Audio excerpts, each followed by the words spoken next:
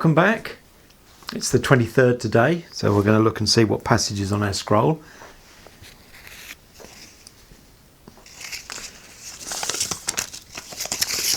Okay, we're in Matthew's Gospel this time, Matthew chapter 2, verses 1 to 12. I mentioned yesterday that perhaps we would learn something more exciting about the events of that first Christmas. Well, I think this passage tells us something really quite exciting and interesting.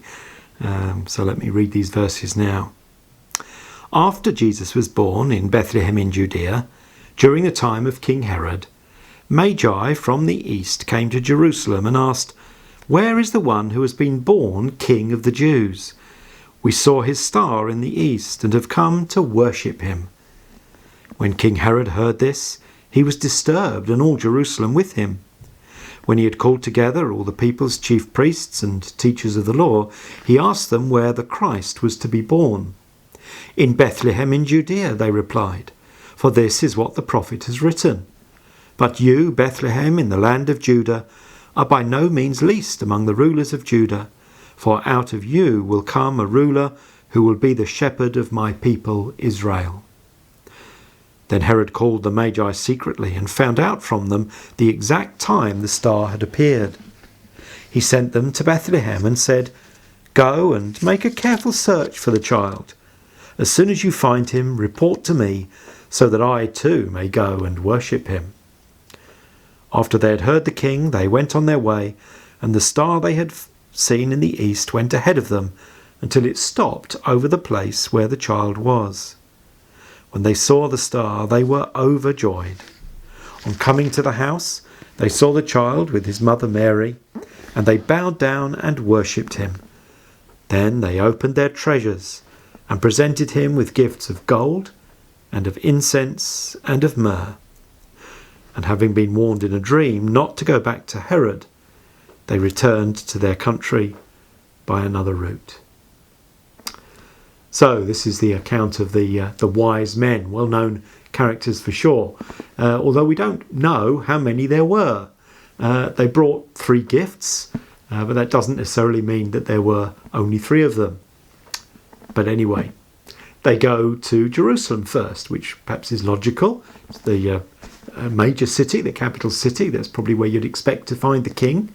Certainly one who'd been born King of the Jews. But he's not there.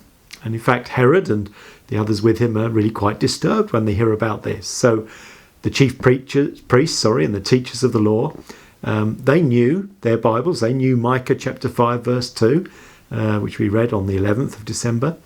And so they were able to tell Herod, well, the Messiah, the Christ, the promised one, is going to be born in Bethlehem. And Herod pretended he wanted to worship this new king. So he sent the Magi off to find him and then said, report back to me so that I can go and worship him too. Well, this star, this very special star, guided them to the very house where Jesus was. And we read they bowed down, they worshipped this little child. Now, they weren't from Israel, they weren't Jews, but they understood that here was a divine king. Here was one who was worthy of their worship. And we read that they got out their treasures and gave gifts to Jesus, those well-known gifts of gold, incense or frankincense, and myrrh. These were all expensive presents, fit for a king. He wasn't in a palace. He never would be, actually, while here on earth. So clearly not a king like the kings and queens that we know today, or other kings and queens that were around in those days. And then these wise men, go back to their home country via a different route to avoid Herod, because they'd been warned about him. And I wonder what Herod made of that. He told them to report back to him, you see.